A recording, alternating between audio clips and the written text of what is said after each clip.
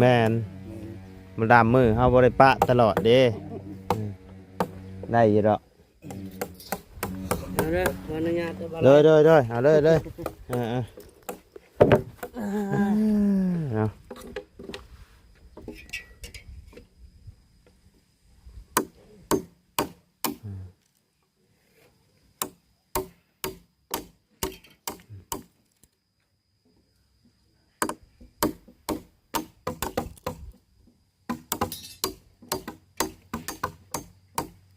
กันจ้างกรรมกรนี่จ้างวันละเท่าไหร่300,000วัน300,000บ่โอ้ก็ถือว่าโอเคอยู่ได้เนาะค่าแดงเราให้นี่กะขอโบกผู้ได้เป็นสนัดต่างอีกเนาะต่างอีกเพิ่มขึ้นอีกสนัดจะเฮ็ดได้จะพอได้โบกได้แบบเฮ็ดดินเนาะเนาะ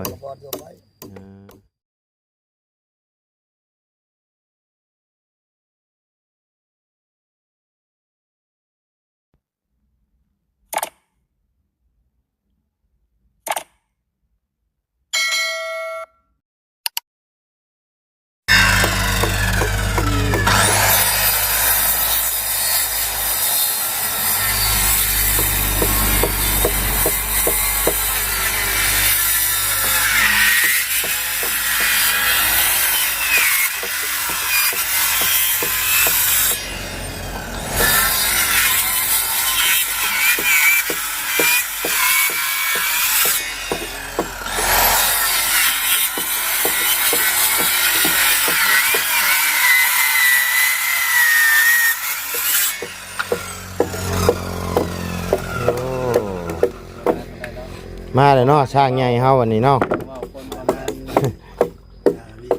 มือบ วกกับทีมงานนะพร้อมทีมงานเราก็3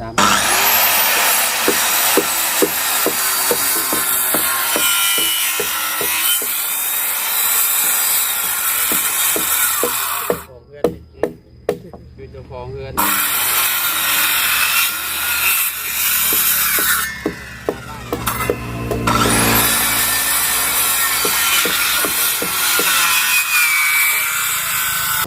สบายดีเด้อบนพ่อกันดนเลยเนาะเป็นปีแล้วแล้ววันละพ่อเวียกงานไปนี่ก่อนอื่นก็กราบทักทายสบายดีเด้อเนาะพ่อแม่พี่น้อง FC เบิร์ดสุขุสุขคนเนาะว่าอยู่ในและต่างประเทศก็ยินดีต้อนรับก็สู่ช่องบ่ไลคือเก่าพี่น้องเอ้ยอันนี้ปลายบ่ทางนี้แม่นปลายคนแบบทั่วไปนี่บ่กล้าที่ว่าเขามาน่ะสิว่ากุ๊กเลยเนาะมาเขาบักไปมีเด้กกบ่จังกกอยู่พุ่นบ่จังนี่เด้ส่วนตานี่เป็นลูกงามมันได้บ่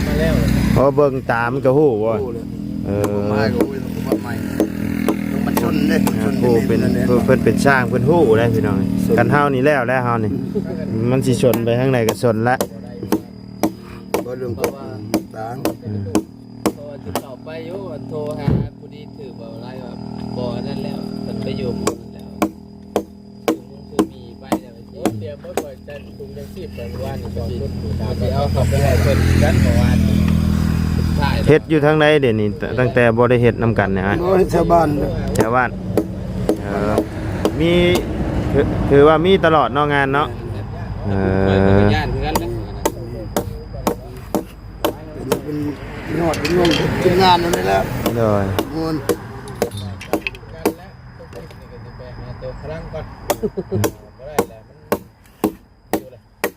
เลิกเป็นปีเลยโอ้ปีแล้วเนาะตั้งแต่เฮือนประตู7 ปีเนาะเบาไหลบอกบนัดเวลานั้นบอกหลังจากนั้นเลยวันแล้วเลยโอ้เป็นอย่างนี้เนาะบิดบาดอะไรเนาะกับทีมงานเฮ็ดตัวผ่านบ่อะไรบ่เฮ็ดในใจมันก็ตั้งแต่นั้นมาก็บ่ได้คอยเฮ็ดเฮือนเลยก็มีแต่เฮือนน้องไม้เด้อเฮือนน้องไม้น้องทายเนาะก็ตอนนั้นเจ้าก็บ่ว่างตอนนั้นแม่นบ่คือว่าเจ้าบ่ว่างจะประชบ เจ้าเฮ็ดกับเพื่อนประตู7 ปีนี้เฮือนน้องไม้น้องทายแล้วบ่อืม เฮ็ดกันได้เฮ็ดเกี่ยวแล้ว หน่อยเด้หลังนี่ก็นี่หับต่อบ่น ครับ ฮะหับบ่ ทันบ่ นึกว่ายังจังมือนี่ยอดเลย จังว่านี่นะเพิ่นหาสร้างอยู่นี่ถามลุงเฮิมเด้อ นั่นว่า หน่อย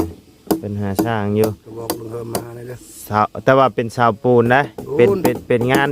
ปูนตัวนะ ตัวนั้นก็เฮ็ดบุญกับปูน อ่า 918อยู่ยัง เลยเสาจักต้นนี่อาจารย์เดือนนี่ดังนี่ นั่นสิทันหรือบ่ 15บ่โอ้15ข้างเฮือนครัวก็แอวเทคานซื่อๆประมูลราคาเบิ่งดูจ้ะ ตั้งเสากับเทคานซื่อ แม่นตั้งเสาเทคาน จังเม็ดวางจังเม็ดมาที่ 7คือว่า7 คูณ 9บ่ 7คูณ9ตั้งเสาเทคานซื่อ7คูณ9เจ้านั้นก็ได้ ถามมึงชื่อเด้อนี่งบอยู่ทางลุงเฮิมเพิ่นอันนี้นะอ่า ตั้งเสาเทคานเฉย เหนื่อย การประมาณจะเสร็จ การสูบ จังว่านี่เด้อเฮากับบ่ฮู้เด้อตัวนี้ต้องไปถามทางลุงเฮิมเพิ่นแต่ว่าเมื่อวานนี่เห็นทางลุงเฮิมเพิ่นเอาสร้างมาเบิ่งอยู่จักเพิ่นเอาหรือยังนะ อย่างนั้นคือการงง ยังอยู่มั้งปิดเพลงเฮากันนะ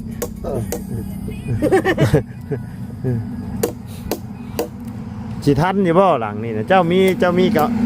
ทีมงานจักคนฮะ เอาไว้ดีเจ้าก็ตั้งนั้นมันแล้วเท่านั้น แล้วก็มันงบประมาณมันครบถ้วนแล้วก็ แต่ เอาก็แบ่งเอา แต่ว่าตั้งแอวเทคานได้ยินลุงเฮิมบ่นะแต่ว่า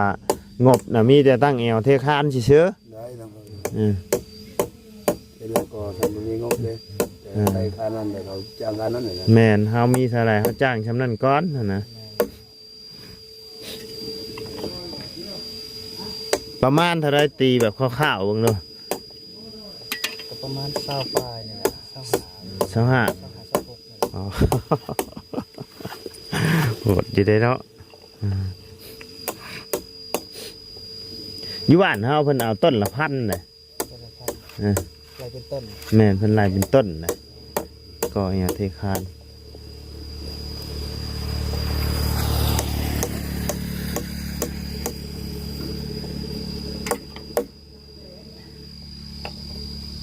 จุอยู่พี่เพิ่นบ่ได้ไล่เป็นต้นเนาะเพิ่นได้ ต้นเขาเลย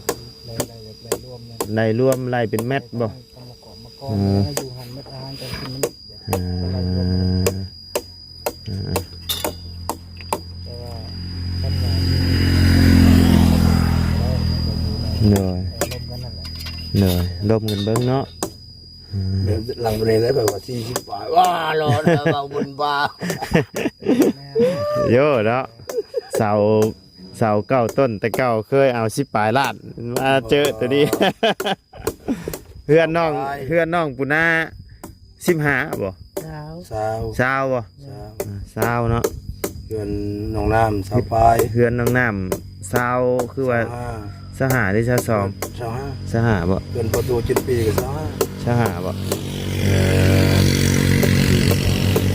ก้าวไปอย่างใกล้ไปอย่างใกล้อะไร อ๋อโดย เรื่องอะไรนะที่เราไปเที่ยว มานอนอยู่พี่แล้วเจ้าก็ผูกกระตุบปกตุบนอน ไปเที่ยวหากิน ฮะ ไม่มีลูกยังน้อยอยู่ โอ้ยเมียแล้วหาให้ลูกกิน เอาเลยบ่ไหล แต่เขายังให้เมียหากินเองมานี่ งบใบให้แล้วเอาหาดี เขามีงบเมียหาเองเงินกะ ก็ดีแต่ซอยกันหา บางเทื่อกะ มีแต่ว่าไอ้ล้มเบิ้งเอาต้นนั้นเลย ลองถามทั้งลุงเฮิมเพิ่นเบิ้งในยินลุงเฮิมเพิ่นหาสร้างอยู่เพราะว่าเพื่อนหลังนั่นทั้งลุงเฮิมเพิ่นเป็นย่อตัวนี้เลยชิมอะไรตัวนำทางเสาที่การย้อนก็ได้ เหนื่อย เป็นยันเวลาดำมือบ่ไปตั้งซอยเพิ่นก็ได้ เหนื่อย เวลาให้เกิดแบบนี้เลย เนี่ยก็มีแต่ว่าเฮ็ดแล้วก็หาต้องมาไม่ยังได้ อืม เหนื่อย ถามลุงเฮิมเบิ่ง ใหญ่อีกเฮ็ดอยู่บนเดือนนี้แล้ว เนาะ คงเล็ก9คูณ18 9คูณ18พุพอ มุมเรียบร้อยเลย มุงน่ะบ่ก็เรียบร้อยเดือแต่ฉาบกับโบก บ่ตรงนั้นทำกันตกลงแล้วครับ เ จ้างตะบิดตั้งเสากับพ่อ ท่าใด เอาเรียบร้อยทั้งกอทั้งมุงนั่นน่ะเอาลอยป้ายลอยเสา ร้อยพอดีร้อยชาลาด ลอยเสาละก็บ่ได้โบกบ่ได้โปรบ่ได้หยังเลย เออ มีแต่กอมุง เออ เอาลอยเสา เรียบร้อยแล้วเนาะ เรียบร้อยแล้วยังแต่ค่าโบกบัดนี้ เออ กิโลบัดนี้ โบกติดกะโลต่างหากอีก ยังโอ้ยยังสุกแดงบัวยังเด้กันเปื้อนกันปอกเทนประกันอีก เออ ลงราคาดอกตัวนั้น มีทีมงานกันจะคนอยู่ 5คน 5คน อันนี้เดี๋ยวเขา แสดงว่าเฮ็ดอยู่พุ่นมีอยู่2บ่ นี่ได้ใหญ่ไปนี่ ฮะ ได้ตั้งตัวนี้ได้พนันไป ย้ายไปพุ่น เอากรรมกรเฮ็ดนำเพิ่น2คน จะเหลืออยู่พี่2คน อยู่พี่แหละกันมันท่านก็เอากรรมกรอีกเพิ่ม อืม มันเป็นอันนั้นแหละมีแต่บ่นึงช้างบ่นึงนะเฮ็ดนะ ช่างเนี่ยมีจักคนช่าง สอง 2คนนี่ แม่ เอออันช่างผู้นี้น่าจะสำนาญกับสร้างปูนเนาะเจ้านี่ไม่เนาะ คนนั้นถือว่าครบแล้วเรื่องไม้ก็เฮ็ดได้ เอ คนเฮ็ดได้ เออ คนมีอย่างเดียว เจ้าก็ปูนก็ได้อยู่แต่ก็ยังบ่ ยังบ่ ยังบ่เซียนเนาะ แม่น เออ แต่ไม่นี่งานเพิ่นถือว่าละเอียดดีพี่น้อง นั่นคือตำแหน่งแล้ว อ่า ไป ตาที่เฮาได้เห็นหั้นนะแต่ว่าทางอ้ายเรานี่ยังบ่ทันได้อัน ยังบ่ทันได้เห็นสีมือพี่น้องเอ้ย ถึงไปแล้วอีกลังหนึงช่องลังเห็นแล้ว โดยยังบ่ทันเห็นสีมือเบิ่งสีมือก่อนเนาะว่าผ่านบ่ฮะ บ่ผ่านบ่ผ่าน บ่ผ่านบ่อืมจังหวะอันทาง FC เพิ่นตัดสินใจเพิ่นนั่นเองดอกผ่านหรือบ่ผ่านกะผู้ที่เพิ่นเบิ่งเพิ่นตัดสินใจเองหรอกว่างามหรือบ่งามนะการตัดต่อไม้อหยังเพิ่นหวังคนผู้เพิ่นฮู้เนาะคือเฮานี่บ่ฮู้หยังนักเฮานะแต่ว่าจากที่เฮาเคยเห็นที่ผ่านมากะหม่องใดมันบ่งามกะบอกเอาพี่น้องเอ้ยคือว่าและเฮ็ดกับชูเฮากะทำใจได้อ้ายเอ้ยหม่องใดมันบ่จบบ่งามน่ะแม่นชูเฮาได้ติได้เว้าได้ฮะ ทางใดคือกัน หน่อยย่านแบบว่าโอ้ยหน่อยเดียวก็บ่ได้นั่นนี่นะแบบว่าสำไรสำนึงมันพอรุ่มมารวยกันชูเฮากะบ่ว่าหั่นนะ มาเลยแล้ว โด เนาะ ยคือเฮ็ดที่ผ่านมาแหละทั้งสร้างแหละแล้วฮู้อยู่ดอกโดยเพราะว่าเฮาเฮ็ดเฮาก็อยากได้งามหั่นนะโดยอะไรอย่างว่านะคือไก่แน่แล้ว ไม่ยากหรอกเนาะคือเฮือนน้องไส้พี่น้องเอาเว้าซำนี้ซะ ไป ผลงานถือว่าบ่ผ่านเนาะบากเสานี่กว้างกว่าไม้อันนี้อีกแล้ววันนี้หาไม้มาแซมเข้าหาไม้มาจิ้มเข้าวันนี้มันกับโบคักนะโดยเอาระดับตัวนี้ไม่มันเสมอ โดย เอาบ้านมีแต่หน้า14ไม่หน้า16กบ โดย บ้านมันหน้า14ตัวนั้นเอาบ้าเอา โดย ก็มันเอาหน้า16ตัวนั้นเอาบ้าตัวนี้มันล้มแล้ว โดย เอาไม้จิ้มเล็กจังเลย โดยนั่นแหละทุกอันไม่จิ้มเบิดน่ะก็เลยว่าโอ้ก็บ่คักปานใดบัดเฮาเว้าบัดเครียดให้เฮาหั่นนะเว้าบัดนี้ผู้ใหญ่เนาะเว้าแล้วเว้ากันหลายบัดสิสั่งกันหั่นนะก็มีแต่ว่า เปลี่ยนช้าง โดย ก็เปลี่ยนเลยหั่นนะ ก็บ่ได้ก็ต่อมาก็เป็นสร้างแร่เนาะสร้างแร่แล้วก็มีทั้งสร้างผู้ที่เฮ็ดนี่ก็คือว่าสร้างแร่คือกันอันที่เฮ็ดอยู่ในบ้านดงนี่ก็ที่เฮาเอาเฮ็ดเฮือนน้องก็เจือสร้างแร่คือกันเนาะสร้างแร่คือกันตอนนี้ก็นอกจากเจ้าแล้วก็มีเราตอนนี้นะที่เฮ็ดในทีมงานชื่อเฮานะแต่ว่าตอนนี้คือว่าทางอ้ายเราลงไปเฮ็ดอยู่สวรรค์บ่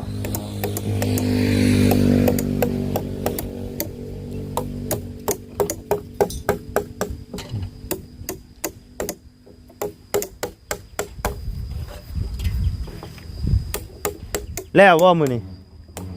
แล้วอยู่แล้วเนาะบาทเช่าเลยนะ จะให้ประกอบเลยแล้วกันไปได้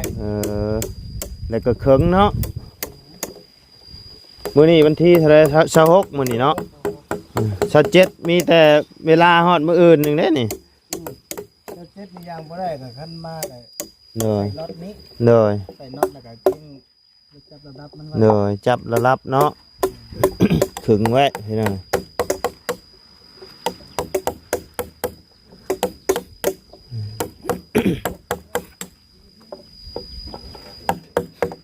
ห่างไว้ในห่างบนสุดที่มัน เด้อ เอาที่ห่างซ้ำว่ามันจะได้เท่าไหร่ ได้บ่ได้ยินบ่เพิ่นถามอ่ะ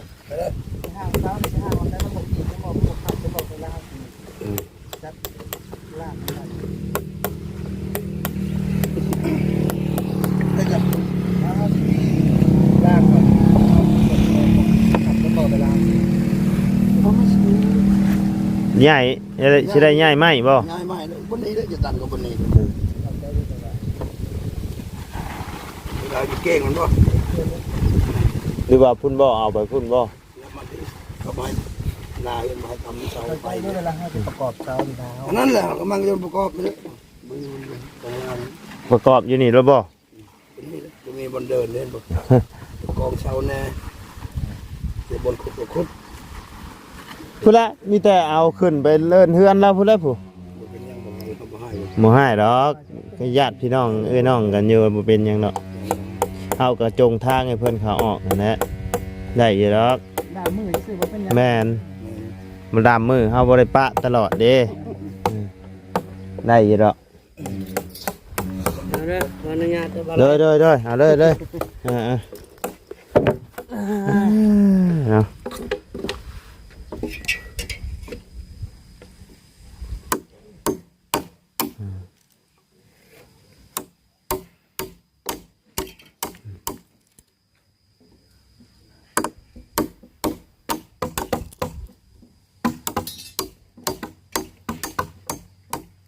กันจ้างกรรมกรนี่จ้างวันละเท่าไหร่อ้าย 300,000 บ้าน300,000บ่โหก็ถือว่าโอเคอยู่ได้เนาะค่าแดงเราให้นี่กะ ขอโบกผู้ได้เป็นสนับเลยว่าตั้งอีก เนาะต่างอีกเพิ่มขึ้นอีก สนับจะเอาให้ได้ จะพอได้โบกได้แบบเดินดินจะว่าบอลจะไปบอลไม่ถึงเติมปูน เนาะแบบคือเฮาบ่ได้เป็นหยังมาเฮ็ดน้ำนี่รายวันเท่าไหร่นี่ 200,000 ปลายแบบเฮามาเจาะมาจีบในนี่ช่อยชื่อนะสเต็ปให้แล้วเฮามาเคาะมาหยกมาย่อไม้ช่อยชื่อนะกบก็บ่เป็นได้200,000 ปลายมันเท่าไหร่50 20,000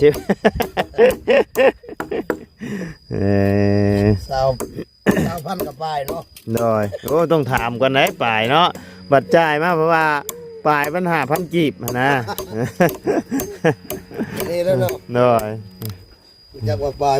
โดย ลายฉันไหมปลาย ได้แล้วบ่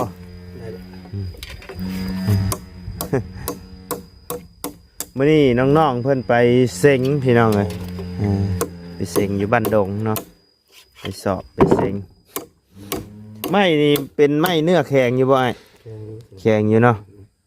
จะส่งเขานะ เออ เดี๋ยว เออ ถือว่าคักอยู่บ่เช้านี่ ครับอยู่ คักอยู่เนาะ ไปแล้ว อืม ไม่เนี่ยก็ต้องมีระดับแน่ โดย ซื้อแน่ มันตรงนี่เนาะ ตรงนี้ เฮ็ดก็ง่ายระหว่างไอ้เพื่อนปูนกับเพื่อนไม้นี่ตัวใดเฮ็ดง่ายกว่ากัน เรื่องใหม่นี่ที่ว่ายากกับคนห้องกบใหม่เนี่ย กบไม้เนาะ กบเรียบร้อยเลยสบายนิดนึง เออ ยึดปูนมันคือมันหลายขั้นตอน อืมแต่ว่าเฮาบ่ได้กบไม้กบคือกันละคันเอาเป็นหลังคาไม้ แม่ อืม ขั้นตอน ไม้ถือว่าไม้ง่ายกว่าบ่ ง่ายก็บ่ง่ายนะเรื่องใหม่นี่เฮ็ดยากที่สุดเรื่องใหม่คดใหม่ยังเลย บัดงานปูนบัดมองใดมันบ่นะเฮาบัดนั่นเอาเนาะ แก้ได้ แก้ได้เนาะ มันตัวนี้แหละมันคดแล้วเนาะเฮ็ดบ่คักสิบ่แล้วเลยนี่ โดย มันบ่งามเลย เออง ามกับไม้มันบ่มีรูปแบบ เออ แบบเลยเอาเด้อ เนาะ ตัวนี้ว่ามันยากเรื่องไม้ เฮาให้แล้วแล้วเฮา ชื่อมันนั่นโอ้ พลิกไปพลิกไปพลิกมาพลิกมาพลิกไปอยู่นี่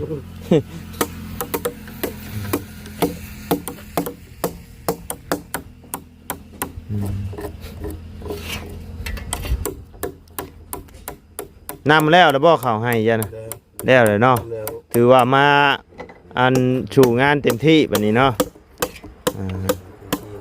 กรรมกรแล้วบ่ได้บ่กรรมกรใช่ทีมงานมานำกันแล้วบ่ทุกคนน่ะบ่ ยัง อ่า ขาด2คน อ่ากันมีคนอีกมาเฮ็ดน้ำนี่สิเอาอีกบ่กรรมกร มีแล้ว มีแล้วบ่ มีแล้ว โอ้ เก่าเห็นบ่ ก็เดียวว่ายังบ่มีคันยังบ่มีเดี๋ยวเฮาสิมาเฮ็ดน้ำ แบกดอกกันเมาไหลจะมาเฮ็ดนำ เอาบ่เอาบ่ เอา ให้วันเท่าไรคันเฮานี่เอา วัน1,500,000 โอ้ เอายอดมันอะไร ไงได้เนาะ ไปซื้อไปกับหมู่นั่นแหละ วันละ300,000เนาะ 300,000 โอ้แต่ว่าบ่ได้เป็นหยังไดมานั่งเบ้าน้ำมันชื่อนี่แหละ200,000เอาโอเคเสร็จแล้วพี่น้องเอ้ยมีแต่กลับบ้านป้ากันเด้อมื้อนี้เด้อเมื่อบ้านก่อนแม่นโดยบ้านสิเมื่อแต่บ้านนี่แหละพอดีว่าไปขึ้นภูกลับมาค่ำกันเลยบ่ได้เมื่อจ้อย ครับเดินทางปลอดภัย โดยบ่ฮู้ว่าสิขึ้นมาทันหรือบ่มือยกมือยอนี่ยันขึ้นมาบ่ทันครับลงไปประมาณ10,000กับ27,000เนาะ เจ็บนี่คือมือเดียวสิเพื่อนมัน บ่ทันเนาะ บ่ทันเลย โอ้